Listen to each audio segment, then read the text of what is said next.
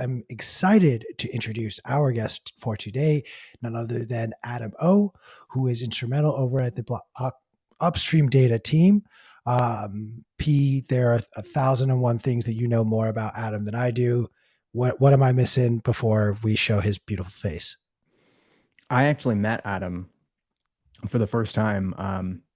I'd been kidnapped, and he crashed through a wall inside of a gigantic S19 and jumped out and beat everybody to death with the boards, and then saved my life.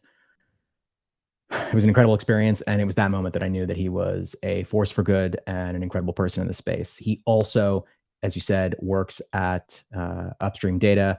It knows more about mining, has forgotten more about mining than I will ever know, and is always a delight to talk to. Adam, welcome to the show. Oh, we can't hear you. You're muted. Ooh, what about now? We can hear you now. We can hear you now. Good stuff. Hey, yeah, no, Pete, that was a traumatizing time for you. But we definitely met on a positive note. Always glad to be here, guys. It was fun listening to you guys talk about. I guess I'm not even sure. I'm clear if it's Panama or Paraguay. But their focus on Bitcoin as a percentage of industrial electricity is kind of interesting. So I didn't know anything about that. So let's start there. Let's unpack that a little bit. Like when you hear something like they want to create these caps around the amount of energy that gets used towards not even just like Bitcoin mining, crypto, like I don't even care about that. Just to create an energy cap or limit around the use of something. How harmful is that in the scope of a society growing and moving forward? Well, I mean, I think Chris nailed it, right? Like Chris speaking about that precedent to be set, right? And I think this is not the first time that obviously this conversation has taken place here. Even here in the U.S., like here in Colorado, they banned the sale of certain gaming computers because they quote unquote are too energy intensive. And I think California might have done the same. And so, wait, what? Oh yeah, kidding.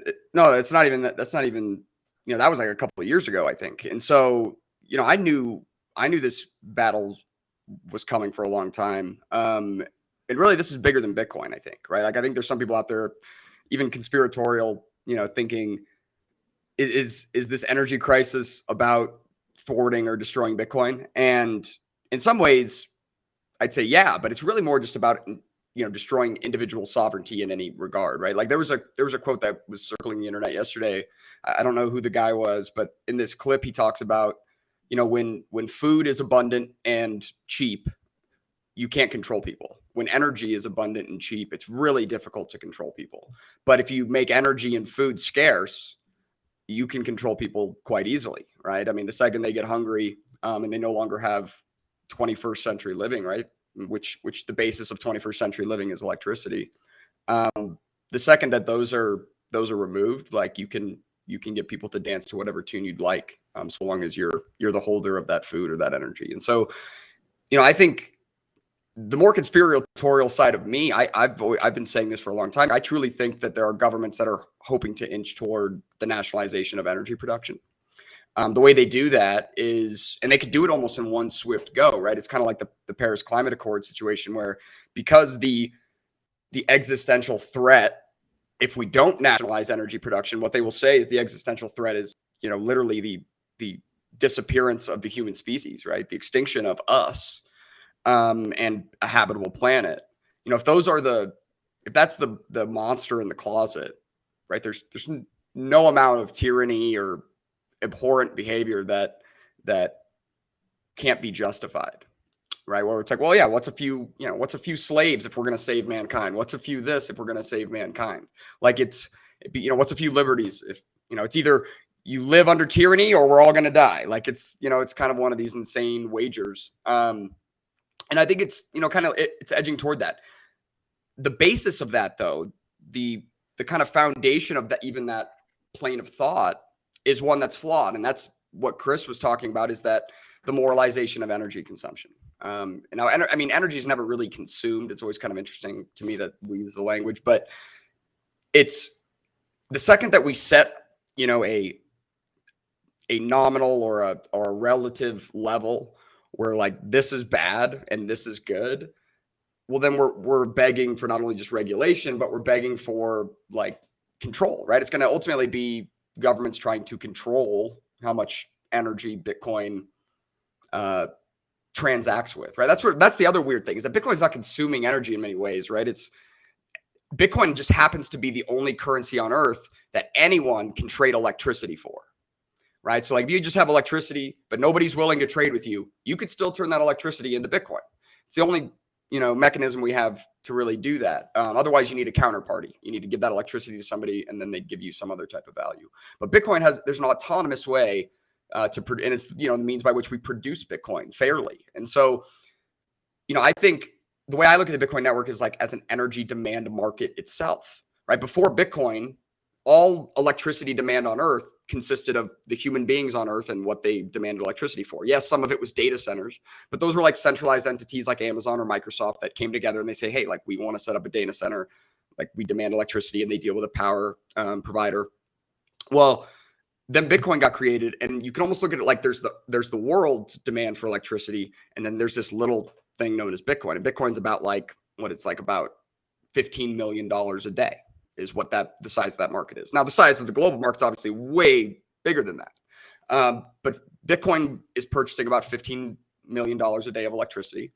And, that's directly relative to its price and its reward system. But over time, that has gone up. And I think it's going to continue to grow, right? So there will be Bitcoin nominally will consume a lot more energy. In other words, it's possible that Bitcoin, there's more quote unquote CO2 emissions from Bitcoin mining in the future. Even though Bitcoin becomes more efficient, it might grow nominally to such a degree that even though, it went from being 10%, of a CO2 provider up to a higher percent because it's quadrupled, even though it's gained some efficiency. And so like, I think there's something to be said just about the foundational argument about, is it a bad thing? Like when I plug in my phone, I just flipped on a light. Like should I have felt inside a moral adherence to flip that light on, right? Is my flipping on of that light like a 1-to-1 relation to like a tree in the forest, like all of a sudden burning down, or, like, am I destroying the environment 1-to-1? See, that's kind of the thought that I think many would want you to have. I personally don't see it that way, right? I think that energy production and consumption is more so just a backbone of modern living. And the more abundant and the cheaper, electricity and energy is, the more human flourishing we'll find, right? It'll be cheaper to do research and development, cheaper to take risk on certain ventures. It'll be, every business will be able to operate with more predictability and with higher efficiency. And in that regard, it's a synergistic win, right? Everybody's winning when the energy demand market grows. That means that more people are being lifted into the 21st century living lifestyle, and they're able to demand energy. Plus, they can afford it, right? It means that people afford energy, and it means that producers are willing to produce at a greater scale, smaller margins. But again, back to predictability, lowers the risk, maybe lowers the reward, but becomes an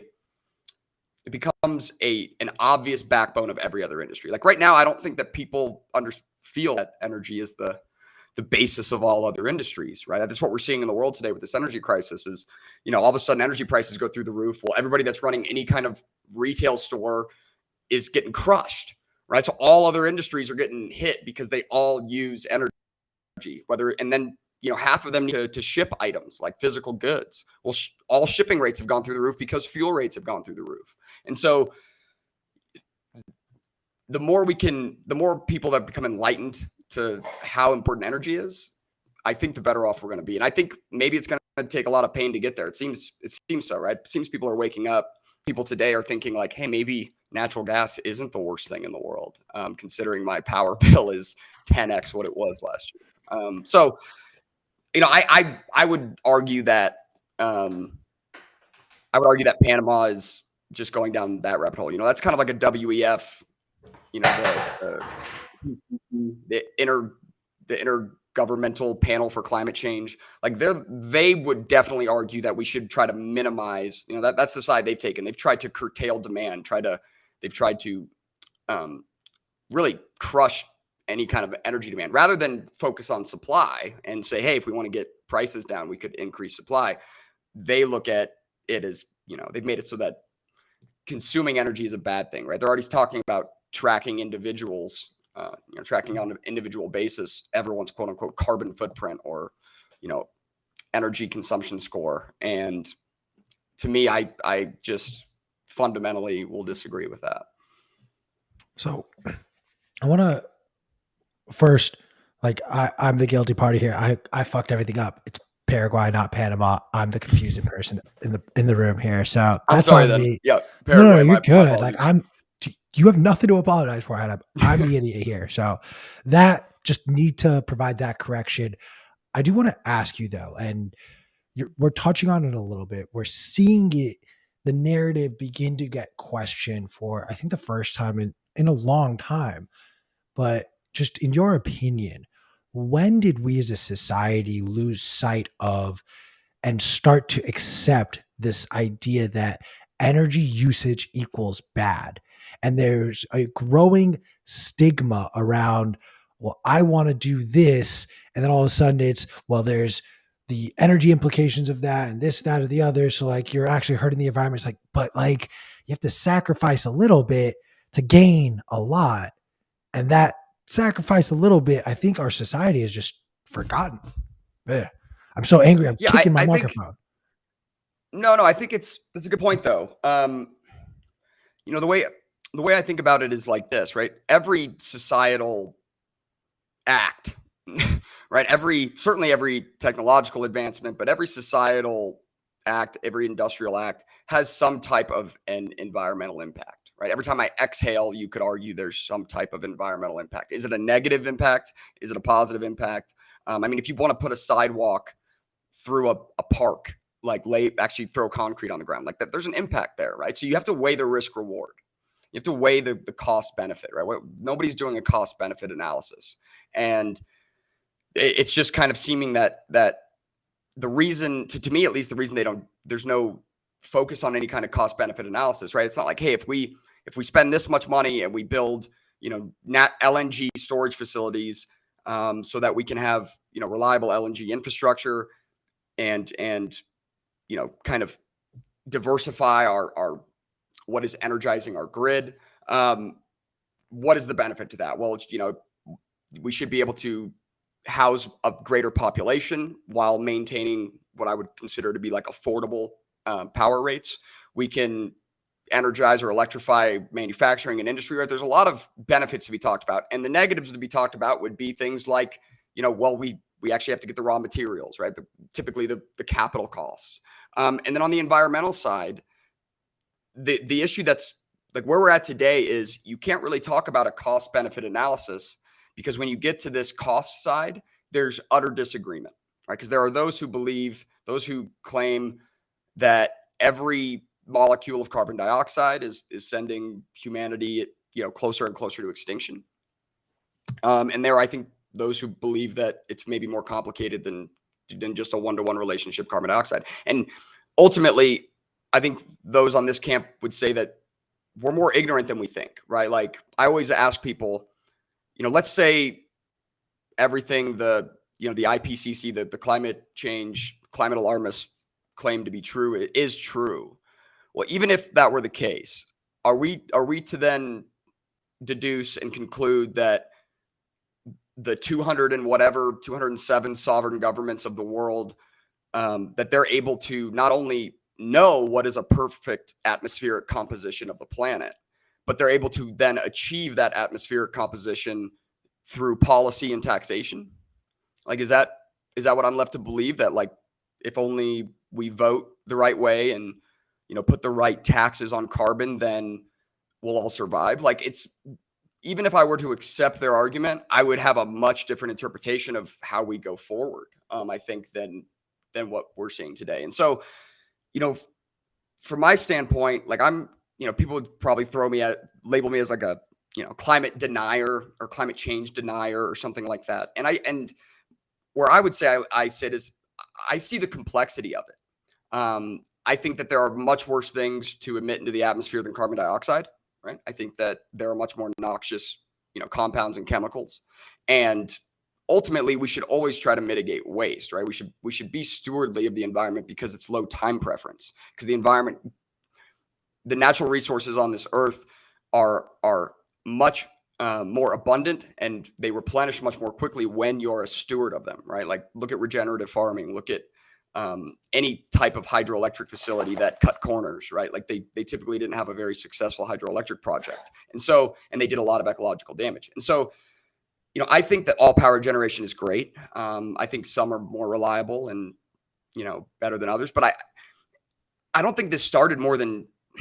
I mean, it's tough, right? Like I think if you talk to like Alex Epstein, he's such an expert on the counter argument and how this narrative has changed. But I mean, this goes all the way back to the 60s, 70s. I posted a thing on Twitter the other day about, them in the 80s. Time magazine was talking about Germany's forests are going to be gone by the year 2000 because of acid rain.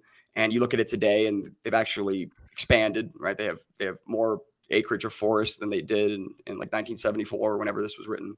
There's been this doomsday in the weather or the planet's going to kill us. It's changed a lot. Like it wasn't always about carbon dioxide. A lot of it before, it was about greenhouse gases. GHGs was the thing. Now I think they would say carbon dioxide is a greenhouse gas, but they lumped them all into one. And now we do this carbon equivalency thing where carbon dioxide is synonymous with Satan or death, and it's a fundamental disagreement, right? I think what's gonna need to happen, right? And by the way, even if you argue that carbon dioxide is a greenhouse gas, we should try to mitigate and try to minimize the amount that we emit into the atmosphere.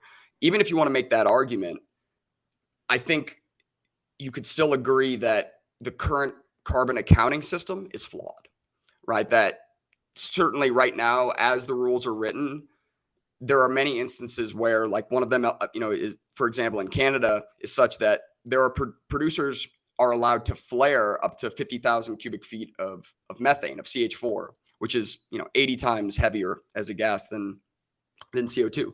They're allowed to flare that without penalty. Now, I think they may have some kind of type of some type of allowance. Now, if they go over that, they get penalized.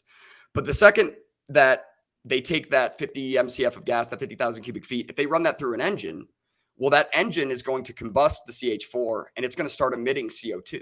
Well, the second that you put an engine on site, they're like, oh, well, that thing's going to produce CO2. Now we got to start taxing you. And it's like, wait, so you're actually incentivizing me to not combust this gas? Because this must not be about, making an impact on the air quality of the environment, because CO2 is much less impactful than CH4. And you're penalizing me for doing that. And so like there are stark situations where the current carbon accounting system is flawed. Not even to do with Bitcoin, right? Even outside of Bitcoin, I posted a bunch about it on the internet about this wood burning that we're doing, right? It's called biofuel or biomass, where we're deforesting the southeastern United States. Companies are deforesting the southeastern United States, pelletizing the wood, and shipping it over to Europe, where they're throwing those wood pellets into cogen coal fire facilities, cogen plants, and they're burning wood for electricity. I mean, literally burning forests for electricity. And it's 45 to 65% more carbon dioxide per megawatt hour burning wood than coal. Coal is better than wood. I mean, one of the best things about coal was that it allowed us to stop deforesting for power and for heat and for energy. Like coal is an amazing thing for that reason. And so there's actually kind of this counterintuitive situation where even if you think that carbon dioxide is something we should penalize and tax and regulate, I think you can agree that the current carbon dioxide accounting system is severely flawed and it needs to be reassessed. But the current emissions, the Air Emissions Act, and like the EPA, a lot of this carbon accounting, we got to remember it's only like 8 or 10 years old.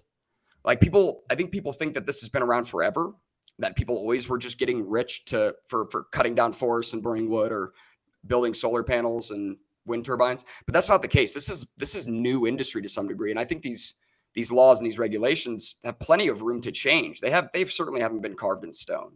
And so it's it's time to be enlightened a little bit, right? I'm not sure if it's possible with how noisy the world is today, but like there's a lot of room for what I would call, objective improvements to be incentivized. I think that is such an effective way to frame it. I am continually shocked at the disconnect between the reality of environmental, or sort of the actual situation, boots on the ground, when it comes to environmental issues and power generation and safe power generation and the amount of pollution that different types of power generation create. The disconnect between the reality and the public narratives is, it feels like it's one of the greatest chasms in sort of popular political dialogue that's happening today in the world. And I am still flummoxed by it. Like you mentioned sort of the issues around green, quote unquote, like greenhouse gas emissions and carbon credits and everything like that. I think another aspect of that as it relates to energy is like nuclear energy, the disconnect between the beliefs, the average person's beliefs around how safe nuclear energy is versus the reality is just astounding to me. And I truly, I don't understand it. Well, I think it's comparable to the internet, right? Like, how so? What percentage of the population understands like TCP/IP?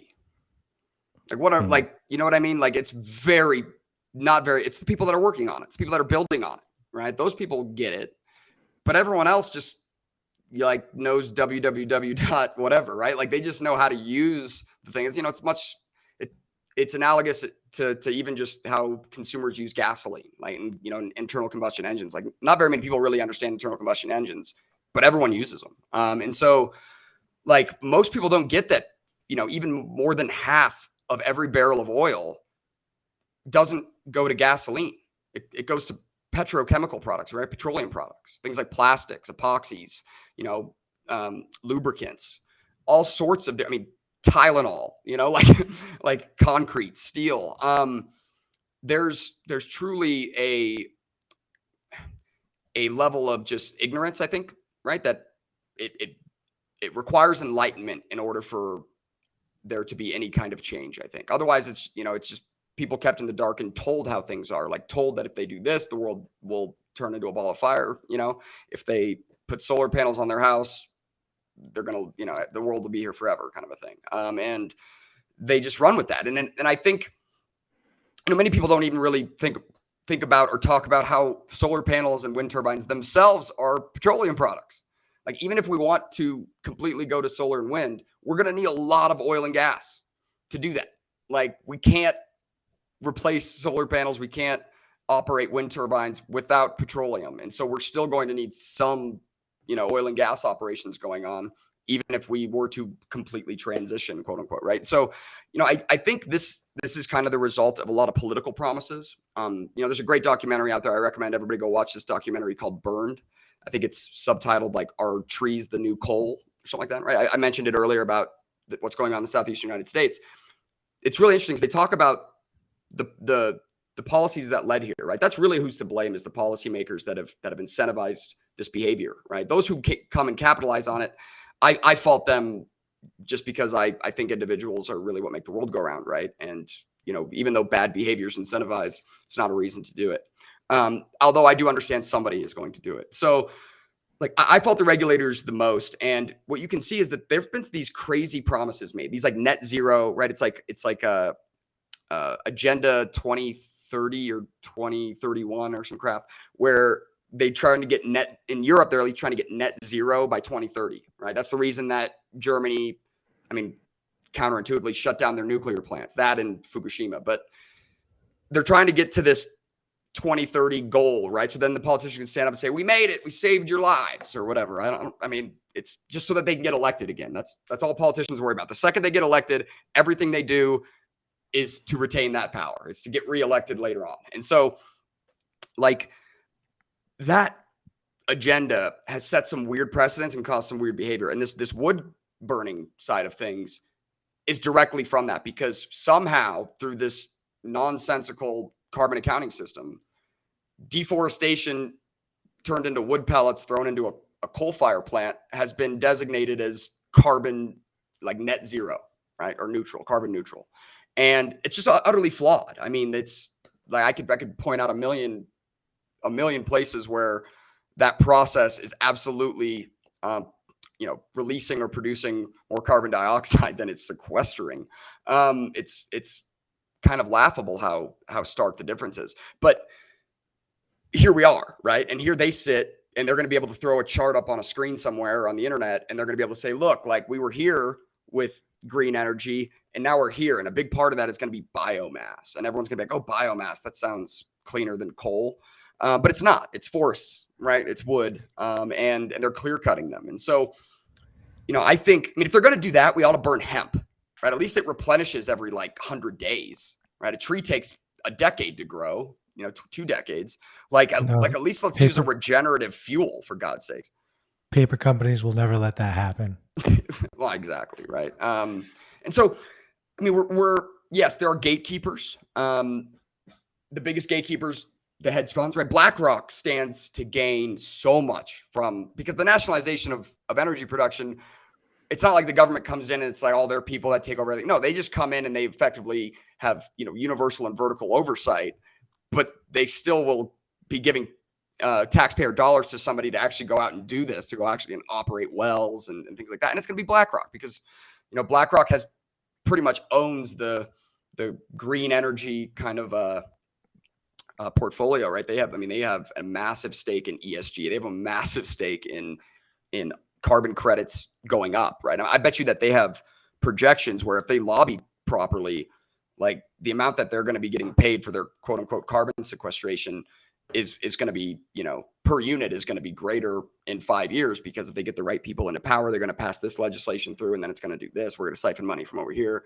And, next thing you know, the stocks are going to go up, and they're going to get richer and richer, right? More powerful than they were yesterday. And if that's a really hard thing to stop, the only way you can stop a force like that, right? A force with seemingly unlimited resources, and a force that can bribe and own all the mainstream microphones, is you truly need enlightenment, right? You need to educate people as to why this message you're about to hear is bullshit, ultimately, right? And they need to understand that thoroughly. Otherwise, they're just believing your propaganda over this person's propaganda. And that's not success, and that's not sustainable. What's sustainable is people actually becoming enlightened into, hey, how does electricity get to my house, right? How are people lifted out of poverty?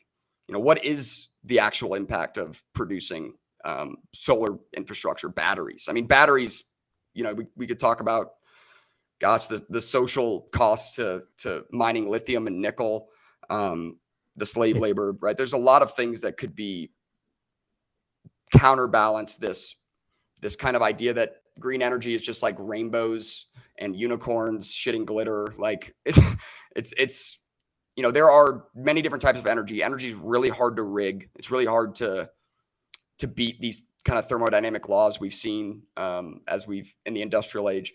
And I think all energy has its place. Wind is a little tough, but I think all energy production has its place, and we should leverage all of it, right, equally. I think we should, whatever makes the most sense for any given situation, and that usually means multiple types of energy inputs,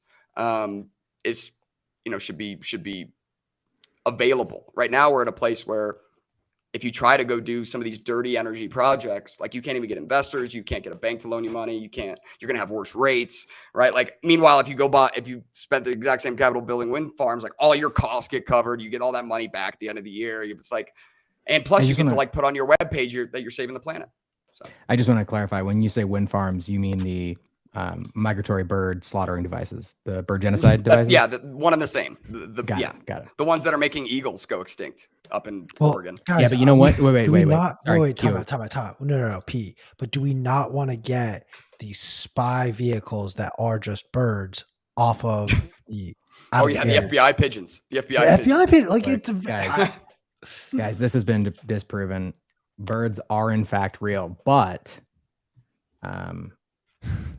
everyone knows that eagles use coal. And so I feel like this is big coal investing in wind farms in order to kill the largest contributor to the the anti-wind farm movement. Well, and listen, I mean, this is about the end of the human species. I mean, what's a few eagles?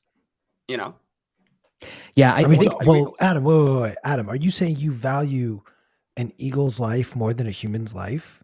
No, I'm saying less. That's what I'm saying. He's saying right? the opposite. I'm saying the opposite, right? I'm saying, you know, that's where this slope gets slippery, where it's like, well, so what if we destroy a few industries? We got to save the planet. You know, like this, it's insanity. Now somebody had, I didn't catch their name, but somebody was talking about nuclear in the chat, right? And you guys have mentioned it too. And nuclear's awesome. I don't have an insane understanding of the there it is. I don't have an insane understanding of the, you know, some of the physics behind cold fusion and things.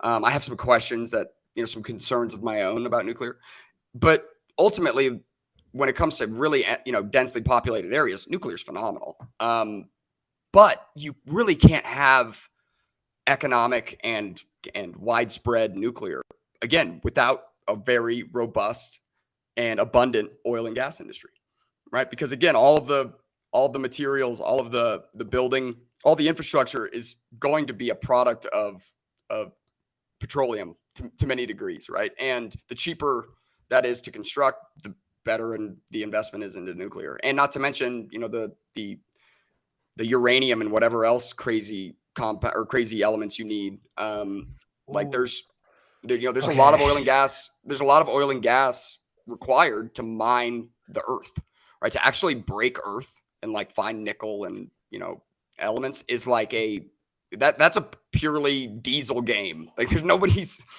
running electric bulldozers or anything. And so like we need a robust mining industry. And to have a robust mining industry, you need a robust oil and gas industry. You need economic fuel. And so like all of this bleeds down from oil and gas. All of this bleeds down from the lifeblood of the modern era, which is, you know, petroleum. Yeah, I mean, I think we should change the frame to like dinosaurs died in order to give you the future we live in. And well, see, I don't even know if that's true, P. Like that's where I'm at. Like I don't like that's the other thing. Is like we have this idea that takes like millions and millions of years for oil and natural gas, hydrocarbons to form. I don't think that's true. I mean, we have very little direct study of this exact phenomenon. Part of the issue is that, you know, if it takes more than 200 years, it's like impossible to study. But there are many that claim, like I'm reading a book right now. It's called, I think it's called like the Hot Biosphere or something like that. It's about from a guy who specifically wanted to address this topic, where he said, listen, I think that, you know, hydrocarbons, oil and gas form a lot quicker. And one of the reasons for his hypothesis was that there was a comet, some type of, you know, asteroid that had hit Earth, and it wasn't very big. But it had hit Earth, you know, like a couple hundred years ago, based upon the dating of it. And they started to see hydrocarbon formation, right? And this thing had only been there for like 400 years or something. And so it was like, well, that kind of, that casts doubt on what we think we understand. And like the majority of oil and gas is plant matter, right? It's like the Permian Basin down in Texas, right? If you talk to a geologist, I've done this in oil and gas, by the way. Geologists are some of the coolest people out there. They tell you that like the United States had like a river running through it, right through the middle of it, and the mouth of that river was down in Texas, and it was almost like two massive islands, United States, and the mouth of any river, as anyone would know, like that's where all of, you know, the dead animals, all of the dead plants, all of it just kind of funnels and then it ends up sitting, right? Like if you look at the mouth of the Amazon River, like the water is so mineral rich, and there's tons of carbon-based, you know, plant matter and life forms that are accumulated there. Well, then you pass, hundreds and thousands of years, and that gets buried, and there's immense amounts of pressure. So really, if you really think about oil, like oil is solar power from 500, 1,000 years ago, where plants grew from the sun, then they died, and then tons of pressure and, you know, time, and you've got oil and natural gas, right? You've got hydrocarbons. And so like the earth itself is a battery, right? Where energy gets stored here on earth. And then we tap into it. So, you know, I you're right. There's a whole different frame to like. That's the thing is that's what I mean by enlightenment is that people have to think about energy differently. So Adam, then they'll see how Bitcoin is amazing, right? You're starting to go down the path that I want to explore with you because, like, to be honest, and I can literally like grab it from right here. Alex Epstein's book, who you mentioned, who we've had on the show, like this changed a lot of my perspective around just energy and the future of energy. Look, I live in a city that has some of the most beautiful sunsets in the world. And I'm not naive to the fact that that is due in large part because of an immense amount of pollution that goes on in this city. I understand and I can see firsthand some of the effects of just human deterioration of our lands. I don't necessarily buy fully into this scope of everyone stop burning oil, everyone stop using electricity. I very much buy into the philosophy of there is a direct correlation between energy use and the continued advancement of our societies that truly shows the more energy we use, the further forward our societies have pushed forward and grown. My one caveat, and this is like, I'm going to start here, but there is a larger point I'm trying to get to. I would hate to be wrong because being wrong about this means that things like my snowboarding trips during the winter season are gone forever. And let me tell you, in 20 years, if I can't go snowboarding, there's going to be hell to fucking pay. Like someone's head is going to be on a stake in front of my giant castle because I couldn't go snowboarding that season. I think there is a commonality between the people who want to see green energy pushed forward and the people who want to see energy use not demonized.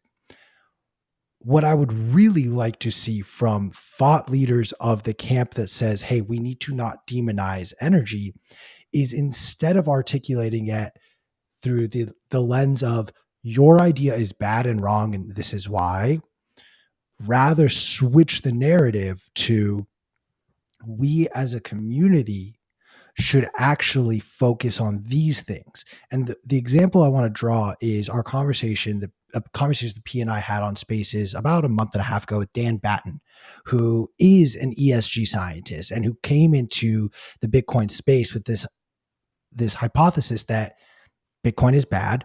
It uses too much energy. And then by the end of his paper, he realized this is actually the solution we are looking for because we are allowing less and less,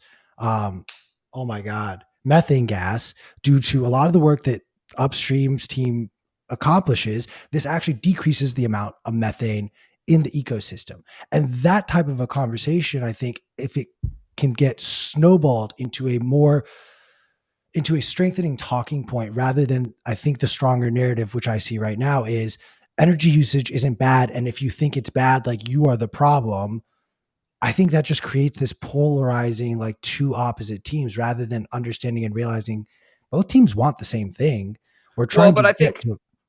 Well, I don't know. I mean, I think the way I'd push on that is I'd say I think the other side would say like, oh, well, like, yeah, that's great that Bitcoin consumes that methane or whatever, but we should shut in that oil well anyway. Right. So there shouldn't even be any gas coming out of there. We should just shut down the entire industry. We should abolish fossil fuels. Right. There's a lot of fossil fuel abolitionists from that ESG camp that I think, right, they would say like, okay, Bitcoin's like a Band-Aid on a problem that they want to actually solve, which is to eradicate. And so you're right. I mean, I hear what you're saying too. And I think you touched on something important, right? The idea of there not being like snow, right? For you to go snowboard on. There's kind of a Pascal's wager there. Ironically, somebody mentioned this in a comment of something I tweeted. I saw it in passing, but it's kind of a hilarious thought, right? I don't know if anybody's familiar with Pascal's wager, but Pascal's wager is the concept of like, if I don't believe in God, and he ends up being true, right? There ends up being a God. Like there's infinite downside. But if I believe in a God and he ends up not being true, like it's all the same anyway, right? So like it's one of those things, right? Where in this regard, it's, well, if we, take all these steps to change the weather, change the climate, change the atmospheric composition, and we were wrong, well then no harm, no foul. but if we don't do it, then we're all dead. And so there, it's like infinite risk. I think that's to the advantage of those who want to keep this going. And that's really because there actually is harm and foul, right? I would argue that there's plenty of damage done through ESG, regulation. I mean, like right now we're deforesting the southeastern United States. What ESG scientist wants to argue that that's a good thing, that that's better than coal? I feel like any honest,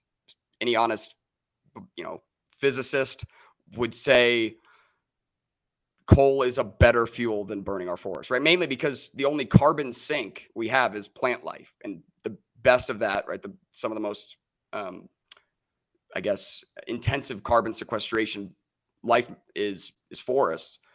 We're removing those at the same time that we're then, using them for electricity when they're less energy dense than coal.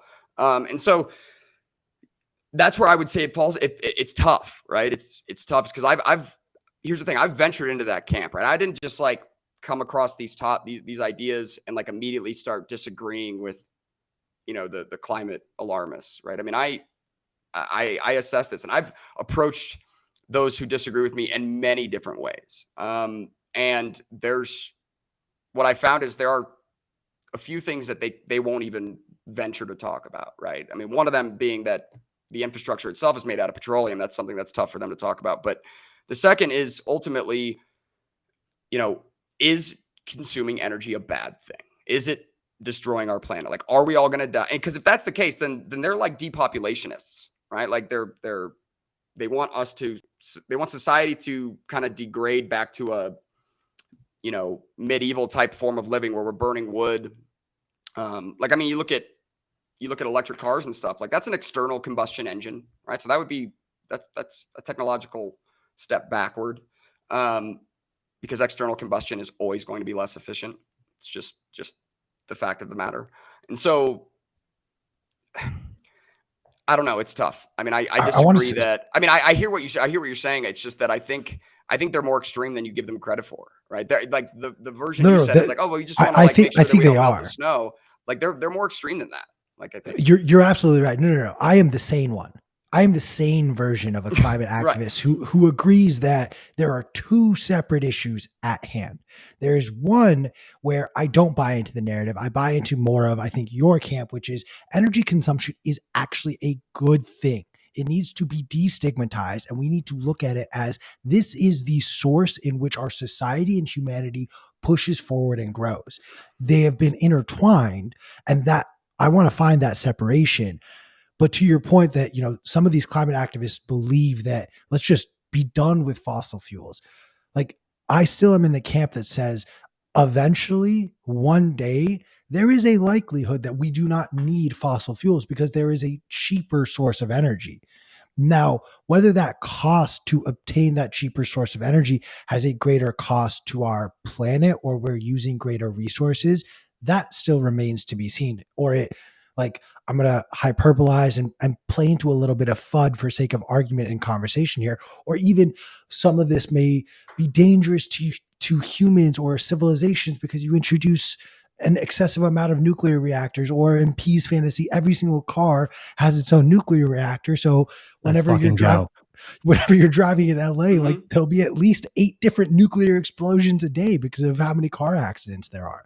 So there is a balance. There is, I think, a balance. And unfortunately, I think the climate narrative and conversation has gotten co-opted by so many of these people who would rather see Europe freeze and citizens die because, to your point, they would rather see the population decrease in an intermediate term, at least, for the sake of their beliefs powering through. Yeah, that we're a parasite. Right, that humans are kind of a parasite on this planet.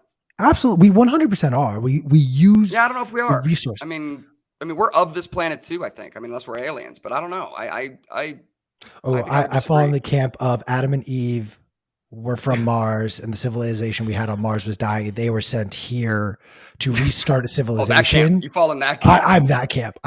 So we are actually aliens. Like, there's only two camps. I forgot. But there are only 2 camps, right? There's Q's camp, and then there's Mars, Adam, and Eve. My team, or you're not. Yeah. No, I mean, I'm like, So I don't know. I mean, I don't know if I'm settled on whether or not we're a parasite on this planet or Fair. not. Fair. But like the doomsday kind of thing, I mean, maybe call me like a pessimist here, but like if it's truly, if we're at a point where, you know, carbon dioxide into the atmosphere is going to cause us all to die, then I personally believe there's probably very little we can do to stop it. Because like I said, what are we going to get there through regulation and taxation? I mean, these are the same people that can't even like count votes and get the same number after they count twice. Like, we expect them to perfect the atmospheric composition of the planet through taxation and regulation. That just like, that seems very unlikely to me. And so I don't know about how much I can justify certain, you know, costs to try to prevent something that I think is kind of like a boogeyman in the closet, right? Like, it seems to me, you know, nobody can really define what that's going to be, right? They always just say the future, right? Like, it's like back in the 70s, it was the year 2000. And then Al Gore, it was all 2012. Like, we weren't going to have any ice in the Arctic by 2012. The end of summer 2012, he said there was going to be no ice, right? Not the case, obviously. We still have ice in the Arctic today, a decade later. And so every time they set some type of, you know, timeline to this, they're so wrong. And there's no accountability. There's no cost to them being wrong, because then it's just like, oh, well, thank God we, you know, told some people it probably helped prolong the inevitable or whatever.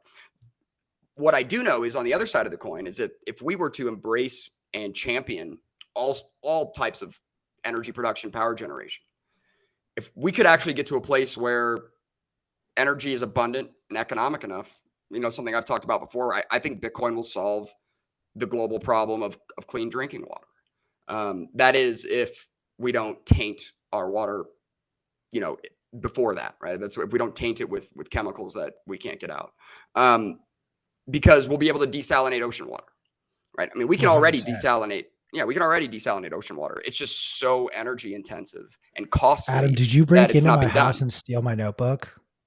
Probably. I mean, that's you asshole. I know, but like, I mean, I saw this early on with Bitcoin, because I saw Bitcoin, again, it's just an energy demand market. So what Bitcoin is going to do is incentivize humanity to produce more energy than it would have otherwise.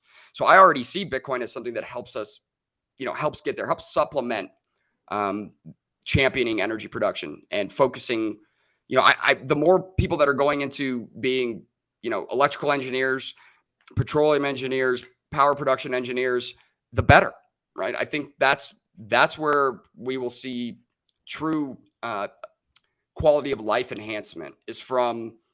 I mean, could you imagine what the world would be like if a gallon of gas was like 5 cents and a kilowatt hour was almost like free?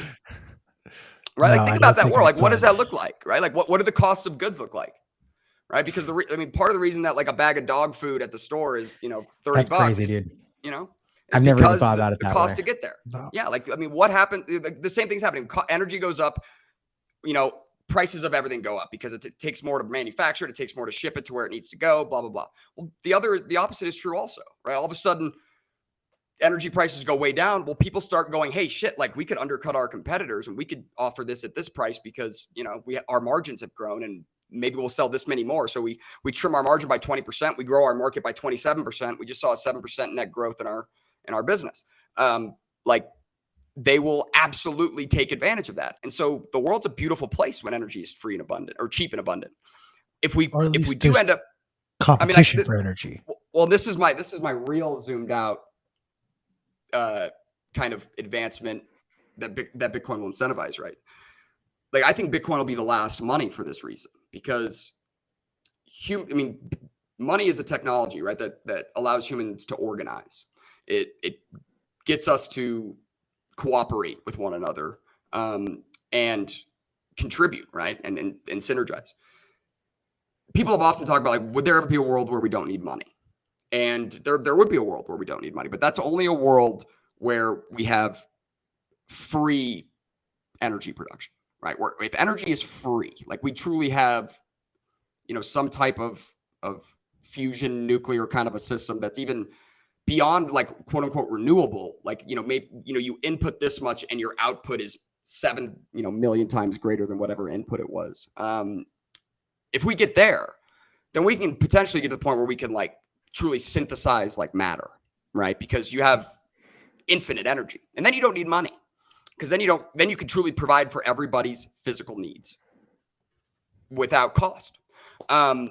It's, that's a thousands of years kind of an issue, but Bitcoin would be the one to get us there because of the way in which it puts a focus on efficient and abundant energy production. That would be the next, that would be the step. But Bitcoin's price needs to justify it, right? Like, people aren't going to wake up and think about mining Bitcoin or even think about energy unless there's an opportunity. And like right now, right, the market's really squeezed. But if we got a run, right, all of a sudden we woke up in 90 days and Bitcoin was at $150,000 or $250,000 Bitcoin price, like all of a sudden that Bitcoin market goes from buying, $15-20 million a day to buying $120-240 million a day. And so on a yearly basis, like, that market is, tens of billions of dollars. And now we have people willing to go spend serious capital and time to try to get a piece of that. So, it's one of the reasons I think Bitcoin will go to a multi-million-dollar price is because the energy demand or energy supply is there, right? The amount of wasted stranded energy on Earth is huge. And that is a direct, relationship with the Bitcoin network, in the sense that Bitcoin rescues it. So, Bitcoin's price will drive this incentive. It'll be the carrot for people to go invest and spend time on producing energy and power. But we're going to need to see that incentive, kind of come to fruition. We're going to need to see an disequilibrium in the market, in the way of miners are going to be getting rich, right? Where plenty more miners can come online. That's when new entrants will think, wow, this is like a serious energy demand market. Every time we build energy infrastructure anywhere, we need to account for this, right? Any waste we have, we should account for this, because now it makes sense to. It's a growing market. It's lucrative enough. And so but it's a slow game, right? I mean, this is like people have to first try to figure out what the hell Bitcoin is, and get past the fact that they probably think it's a scam before they can even start to understand what the mining mechanisms are, right? How it can be produced, those kinds of things.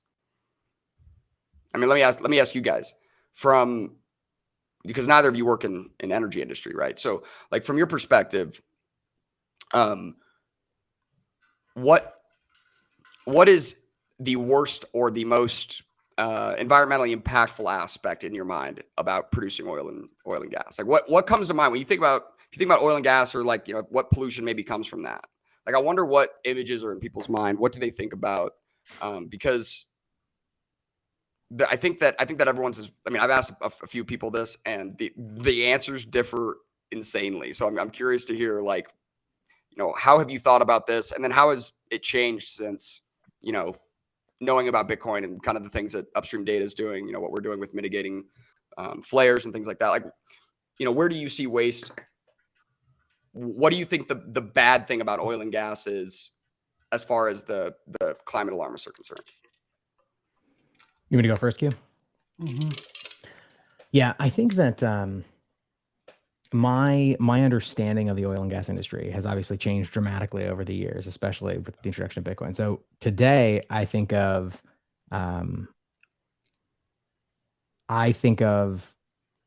oil and petroleum-based products.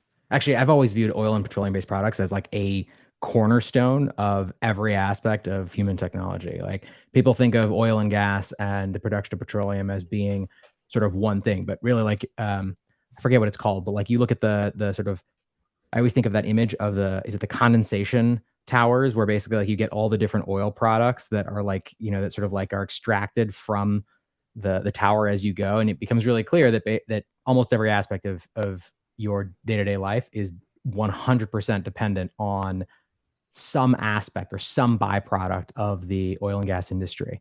And I don't think most people think about that.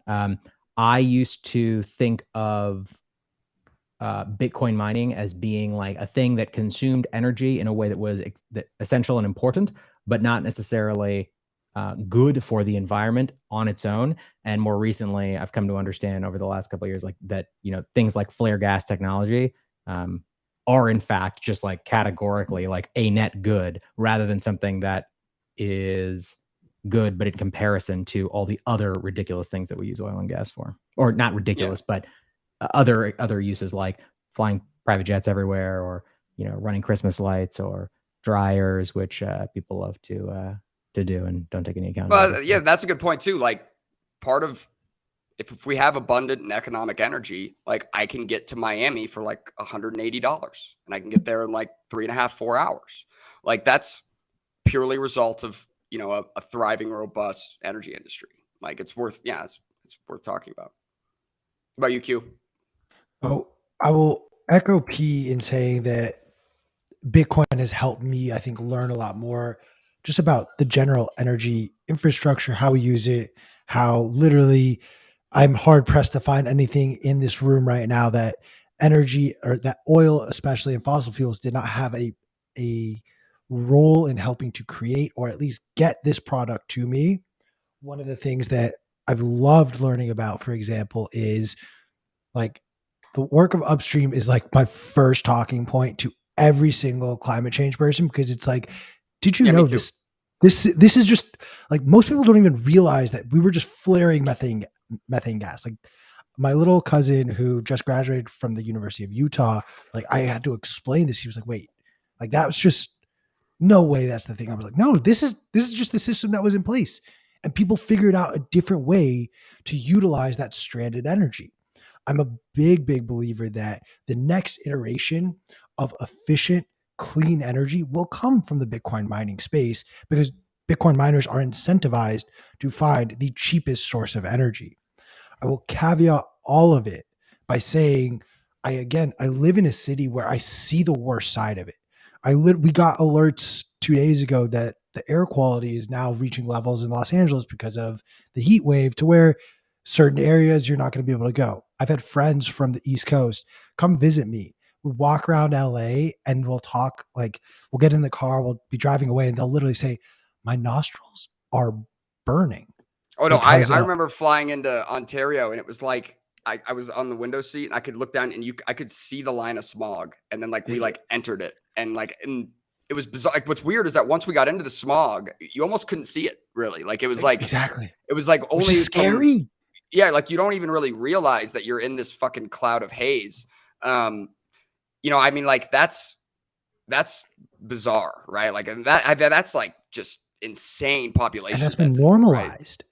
That's been right. Same thing with like normalized. Shanghai. Yeah, same thing with a lot of the cities in China. Like, I mean, I think about that. I think about that as well, right? I think oil spills in the ocean, right, are like, so that's the other thing I wanted to like touch on. That's fucking terrible, right? Like, I mean, I'm not gonna sit here and justify such a thing. Like, it's absolutely one, it should be ultimately preventable, right?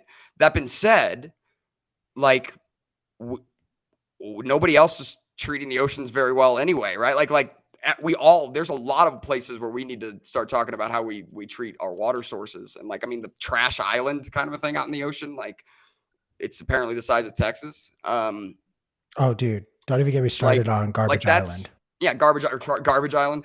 I love the Family Guy episode about that, where they go there and there's like just people living there and they love it because, dude, like, there's a Family Guy episode on no it. responsibilities. I now know what I'm getting. Stewie and Brian go to Garbage Island. It's a lot of fun. And yeah, they have to spend like 20 minutes trying to catch the people that have been in Garbage Island for like 15 years. They're trying to catch them up with like modern day, like what's going on in the world. And none of the people on the island believe them, because they're like, okay, so like, and then like they end up getting on like the Kardashians' whole like life story. And like none of the people on the island believe that the Kardashians are like that this is where they are today. And so anyway, can I tell you guys a really stupid thing that I've started doing that I've not yet been pulled over? I wish you would. So I got into this discussion. So I live with my parents. They live in a nicer suburb of Los Angeles, specifically the part of the suburb they live in. There are no streetlights, actually. It's all stop signs. And I started telling my dad how, especially between the hours of like 8 p.m. and 8 a.m., I do not stop at a stop sign. And my rash, I do not. Oh, I do not. What the fuck? I don't blast through it. Yeah, that is fucked up, dude. So how are you alive? Look, no. Hang on, time out. I will literally point out there's 1, 2, 3 stop signs in a row that lead up to my parents' house that I will just, I do not care. I will not stop. Sign. But and my logic, so the logic I presented to my dad, where I was like, look, in Palos Verdes, environmental, it's 100%. And I was like, listen, there aren't enough cars for me to justify. Like, if there are cars, yeah, I'll slow down, but I refuse to go to a full stop because of the amount of energy I have to exert to get the engine to start back up after a full stop. I was like, hold on. I mean, I will give you some props here, because this is where we need to really start thinking about, and this is where I kind of wanted to go by asking you guys that question, was what Bitcoin really started to highlight for me in the energy production space. Now, I mean, I was in oil and gas only briefly before I found Bitcoin, and these ideas came at me really fast. And I became an advocate of oil and gas really quickly. I started to see how it powered the world, right? But Bitcoin highlighted how much waste there is, right? How much we waste in the entire energy stack, right? From the outlet in your wall to wherever it was combusted to generate the power. The amount of waste is, God, it's immeasurable, truly.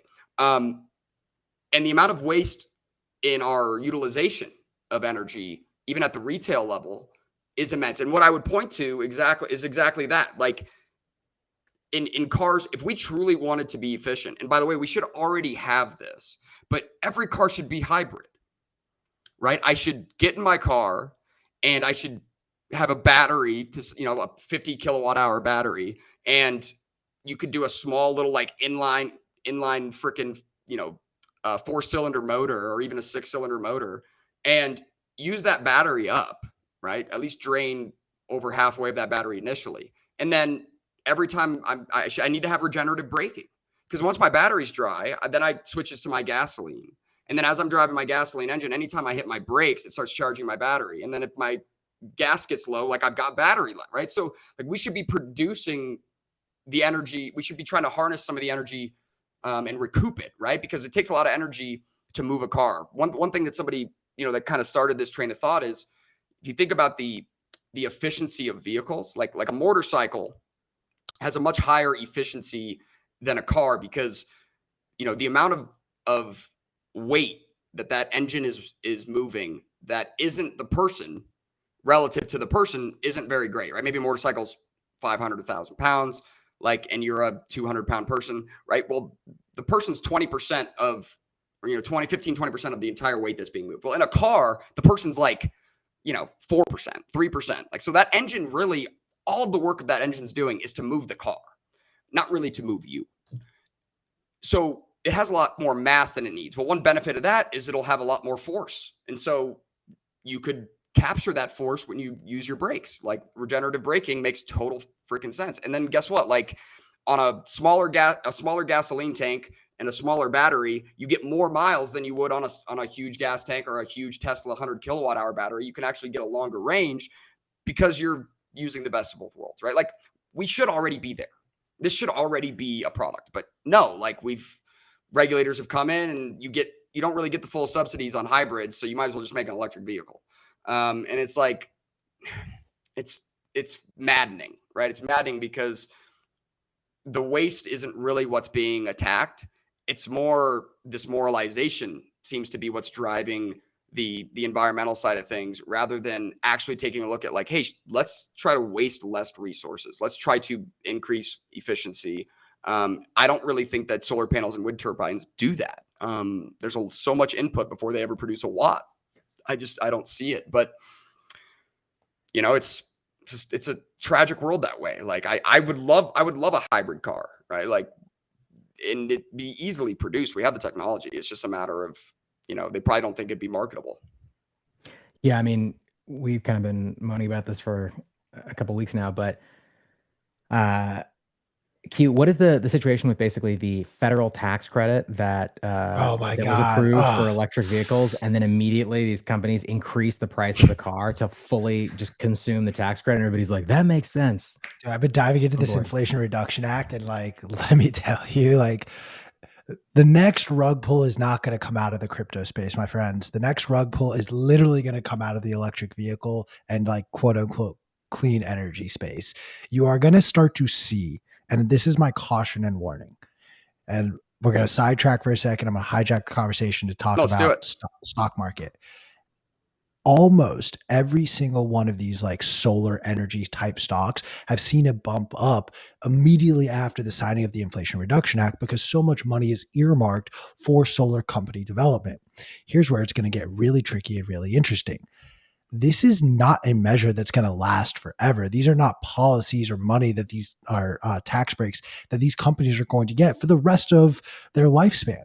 It's a short window of time. And if the government chooses not to renew this and not to pick up essentially the option to simplify the terms here, then these companies go back to not having this excess cash on hand, this excess capital. So the way I'm reading this and I'm watching this is if you are not a profitable, quote unquote, clean energy company, none of them are, which none of them are, before the Inflation Reduction Act, this is a rug pull of all rug pulls that is going to start making earnings look good. It's going to start making companies look profitable when in fact the only profit they are deriving is because they're getting tax breaks and credits from the government. So once those dry up and disappear, they go back to not being profitable.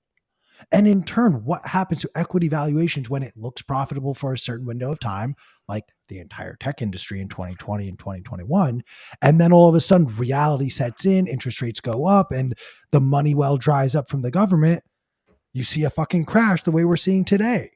So that is my caution. That is my warning.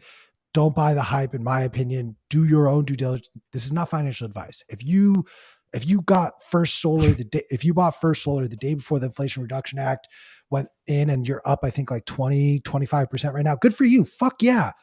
I would lock in some profits right now, but good for you, man. My hat goes off to you. That is my mini stock market rant. It is. But again, it starts to like bleed over into the nationalization of industry, right? Where it's like, obviously regulators have such, like they determine whether or not a company is profitable, mainly because this process isn't a very profitable one. But there's also something else to be spoken about in terms of the kind of the security of it. You know, one thing I will say about the Inflation Reduction Act that I at least can like, I mean, I don't like it. I think it's, you know, poor allocation of resources, but at least I think they're looking to try to get solar, you know, and when I say solar, I mean photovoltaic solar, like solar panels, produced here in the United States holistically. Because right now, like one thing I love about solar is that there's a sovereign aspect to it, right? Where you know the grid goes down. Well, at your house, you may have the ability to produce your own power, you know, at least for some period of the day, from these solar panels. But it's not really that sovereign because if they break or you have problems, like you can't just replace your solar panels. Like you have to touch the Chinese supply chain.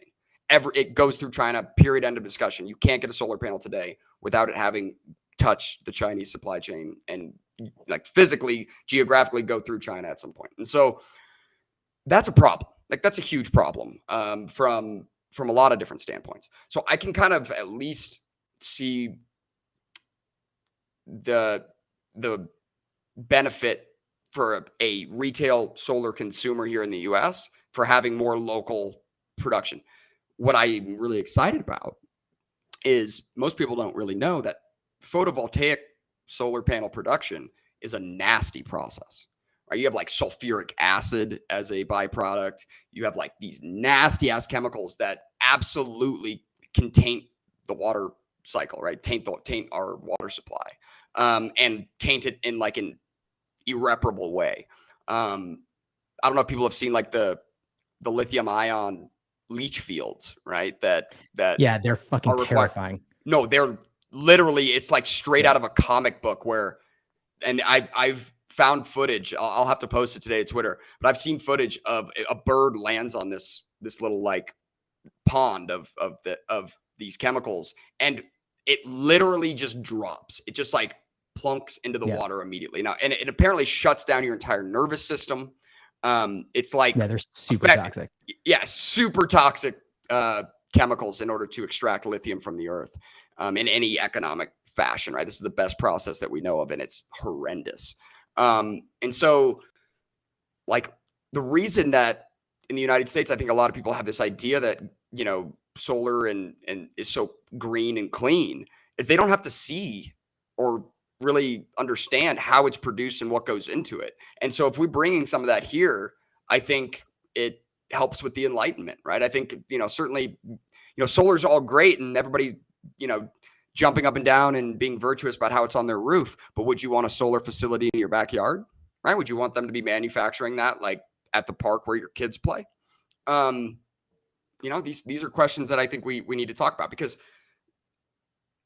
in its pretty established history, oil and gas, right, when it comes to drilling and even horizontal drilling, has had pretty minimal ecological and environmental impacts. Now, I would say offshore is completely different, right? I mean, an oil spill in the ocean is detrimental and a nightmare and something we should always try to avoid. But on land, like onshore, I mean, it's been pretty damn incredible what fracking has been as a technology. Now, some people would claim like, it's going to cause earthquakes and there's going to be massive sinkholes. Like these were the FUD points of fracking back when fracking, initially became a boom, right? During the fracking boom.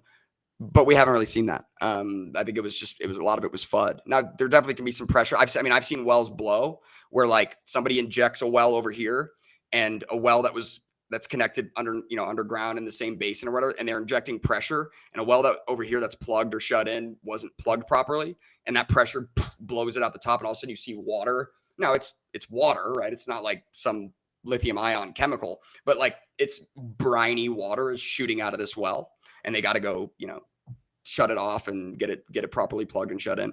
But like it's not acid that, like, you know what I mean? It's like, it's to some degree the ecological impact, I would say, is minor relative to something like these leach fields. And so again, we have to actually have an adult conversation about like what is bad for the environment, right? Like I don't, I almost would stay away from like carbon dioxide as even a topic in this regard, but like beyond carbon dioxide, because nobody can fucking settle on that. Let's talk about just waste. Let's talk about, toxic waste. Let's talk about methane waste. Let's talk about any kinds of waste. That's where we should focus our attention, because that's really what pollution is, right? Is that it's waste. For example, like a smoggy city, you could attribute that to carbon monoxide, right? Like when you combust gasoline, you get carbon monoxide.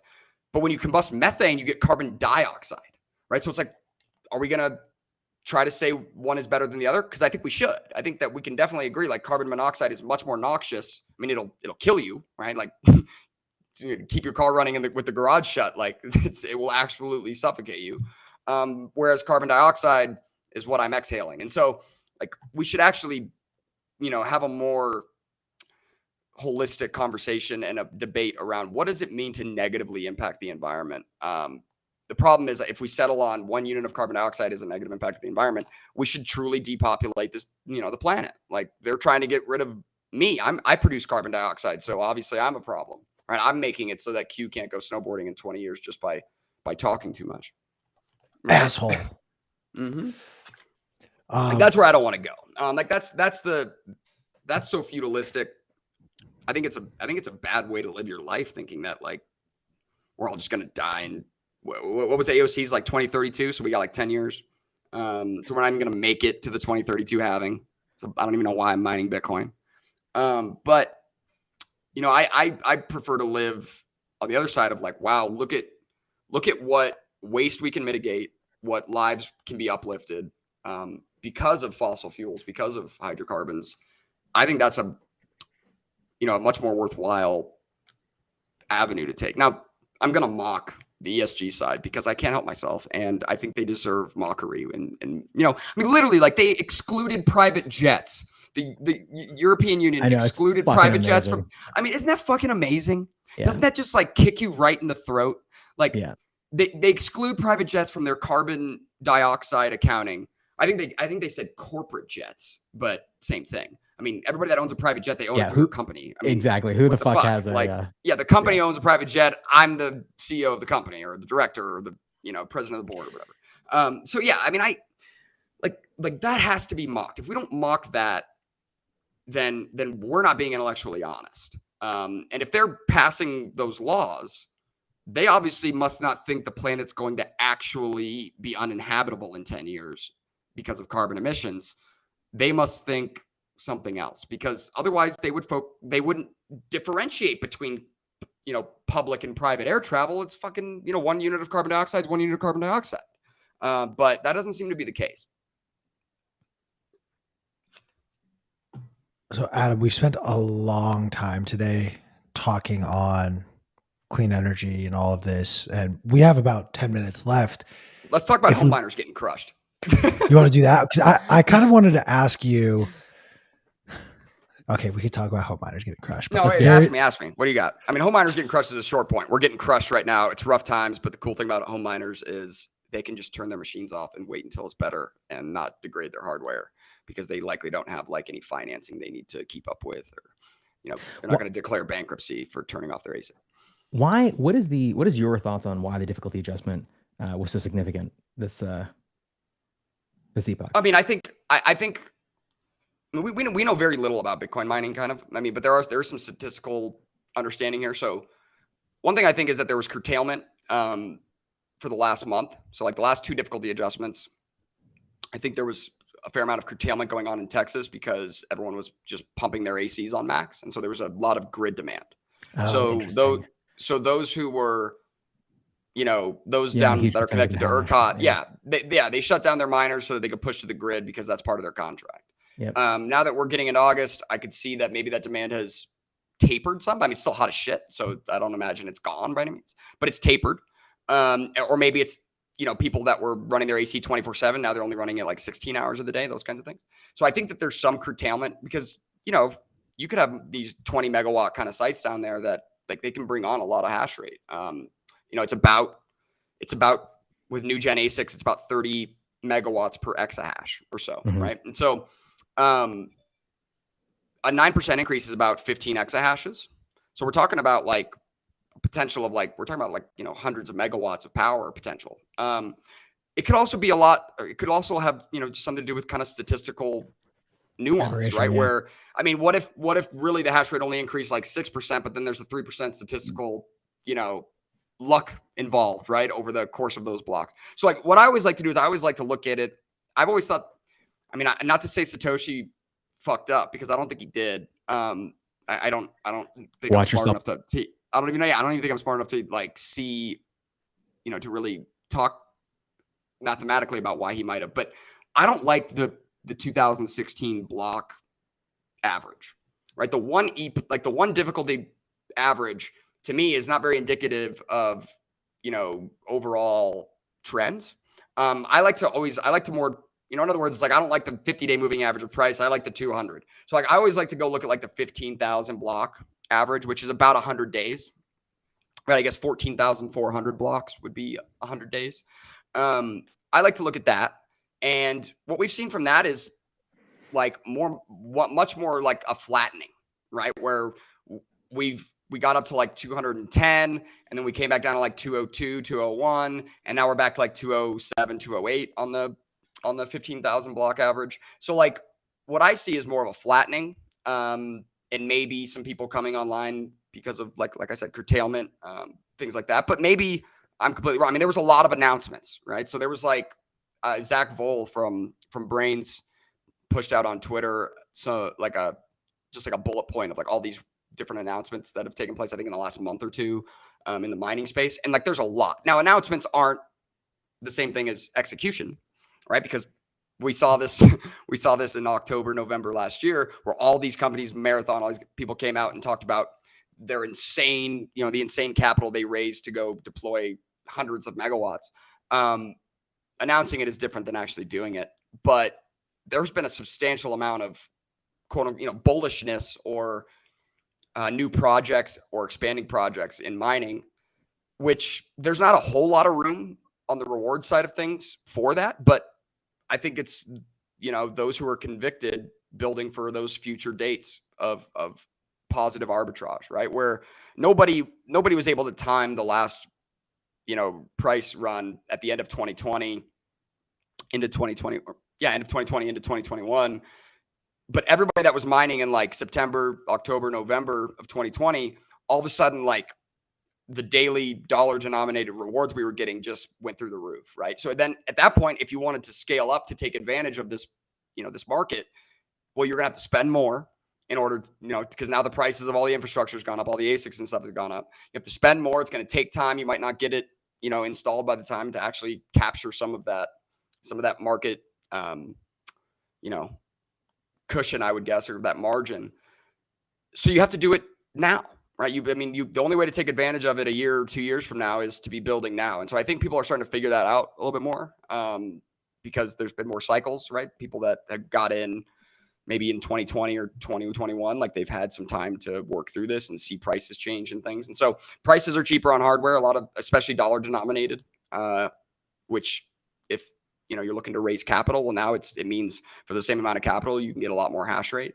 And so, I think there's a lot of factors playing into this, but ultimately this is a squeeze, right? We're in the middle of a squeeze. I don't expect hash rate, and I mean, maybe I'm going to be wrong here. I don't think we're going to get over, hell, I'd be surprised if the 15,000 block average was over 250 by the end of the year. I think, but I've definitely been wrong before. So maybe we go. But if price remains where it's at today, right now today, break even on S19s is 12 cents, 13 cents. A lot of the newer gen hardware is at 10 cents or below.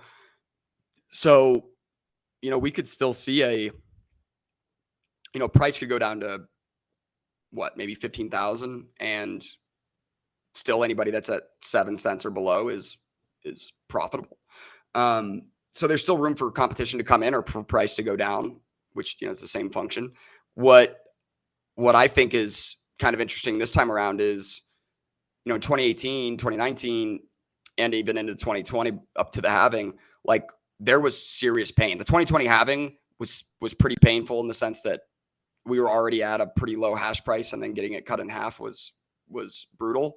We haven't really had that much of a brutalization in the mining game that, this time around. Like we've gotten down to now hash price is finally there. Like we're at 8 cents, which is, bottomed at 6.5 cents back in 2019, 2020. And so like, I still think there might be a little bit more pain on the horizon. I think like more people could get shaken out, but it's also about time preference. If you're leveraged and you used a lot of debt and financing to go mine, you're probably wrecked right now. You're probably feeling pain. You probably need to refinance or go sell another story to raise more capital to pay off your previous raise of capital or whatever. If you're a more small, what I would call a guerrilla miner, right? Like a more retail miner, maybe, probably less than 1,000 terahash. Like it's a hold position, right? Like if you've got machines that are profitable today and you're at 10 cent power, like, and you're earning 13 cents on your 10 cents, like no reason to turn them off really. But if that dips down, then, you're probably going to shut your machines off until, it's more lucrative. The way I see it is there are those of us who use mining as a means to purchase Bitcoin, to dollar cost average into Bitcoin. And then there are those who are mining Bitcoin as like a venture capital business. Two very different kinds of things, right? The time preference is going to be so different that the pain will be a lot different during squeezes. And so the people who are really feeling pain are those that, borrowed and, maybe they didn't get set up in time. Imagine if like you'd spent all this money and you were supposed to be online 3 months ago, and then today you just get online. The mining markets were substantially different, 90 days ago. And so there's the opportunity cost there is massive. And guys are certainly, some investors are feeling that right now, I'd imagine. Well said. Well said. Well, my friend, we are reaching the end of our show. I want to thank you so much for jumping in here and of course, man, and shooting the shit with us. It's always a blast. Where can people find you? How can they stay on top of all the cool shit that you're doing? Yeah, well, definitely check out Upstream Data. Our website's upstreamdata.ca. I'm on Twitter at Denver Bitcoin. Our Twitter for our company is Upstream Data Inc. So pretty easy to find. I'd say definitely, keep an eye there. Check out Steve Barber. His handle is SG Barber on Twitter. He's been doing really great stuff in the oil field with Bitcoin for 5 years now, almost 6 years. And it's really, it's exciting to work for him. It's really exciting to work in oil and gas with Bitcoin because, like I said, we're helping producers, make money, but become better producers, right? Become better at what they do. And in the process of that, I get to work with probably some of the biggest skeptics of Bitcoin who end up then becoming some of the biggest advocates of Bitcoin. In a couple of weeks, I'm going to be going up to Adams County, Colorado, and to support one of our customers who is actually being sued by the county for mining Bitcoin, because mining Bitcoin is not a defined use case in the oil field. So you just go in there to lend some support and a presence for him.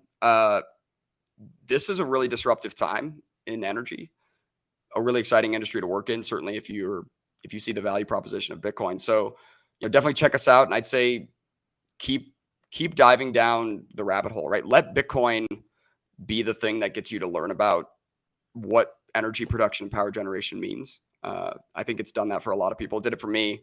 Some of the greatest skeptics out there ended up becoming, like Q was saying, Bitcoin bulls, because after, maybe a closer look or a more intimate understanding of how Bitcoin interoperates with energy, what we find is, there's synergy, right? There's a 360-degree win. So I'd say before you jump to any conclusions on what Bitcoin is or if it's a waste of energy, like maybe dive in and try to figure out exactly how this thing's interoperating. I think what you'll find is really exciting opportunity, right? And definitely if you're out there and you're still trying to figure out what to do with your life, right? If you're like going to college or something, become an electrical engineer. Can't recommend it enough. Best job security, and you'll be, immeasurably valuable in the Bitcoin mining space and in the energy production power generation space. And so definitely that's where I see the world trending. Adam, I just want to reiterate what P said, but always grateful for your perspective, the work you and your team are doing. You are doing the right work, the hard work. We may not necessarily see eye to eye, but I look forward to snowboarding with you in 20 years. Yeah, of course, man. Of course.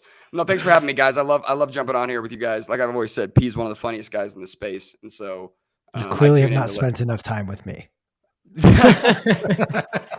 And you are one of the most modest. You must not know me very well.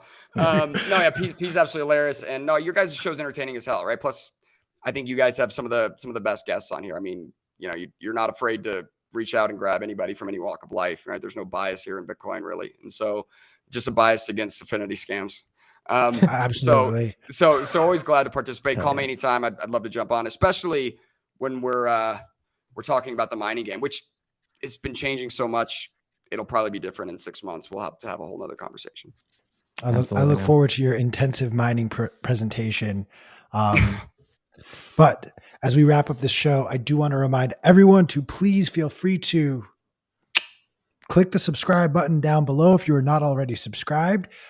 We will be back tomorrow with a fun little news and notes segment. And of course, if you have not yet already purchased your tickets to Bitcoin Amsterdam, please do so and use promo code BMLive to get 10% off of that or anything your heart desires in the Bitcoin Magazine store, including a subscription to the print edition of Bitcoin Magazine, including any fun hats.